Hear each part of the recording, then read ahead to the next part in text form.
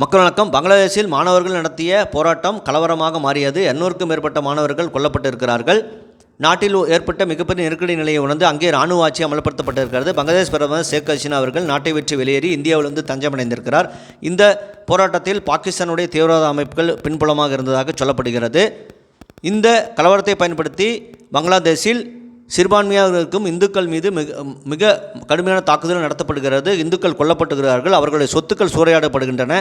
அவர்கள் இந்தியாவுக்கு அகதிகளாக வந்து கொண்டிருக்கிறார்கள். இது இந்தியாவுக்கு மிகப்பெரிய நெருக்கடியான சூழலை ஏற்படுத்தியிருக்கிறது. காரணம் அவர்களுக்கான தங்கும் வசதி மற்றும் பொருளாதார உதவியை இந்தியா செய்து கொடுக்க வேண்டும். ஏற்கனவே இலங்கை அகதிகளுக்கு இந்தியா செய்து கொண்டிருக்கிறது. இது இந்தியாவின் பொருளாதாரத்தில் மிகப்பெரிய தாக்கத்தை ஏற்படுத்தும் என்று சொல்லப்படுகிறது.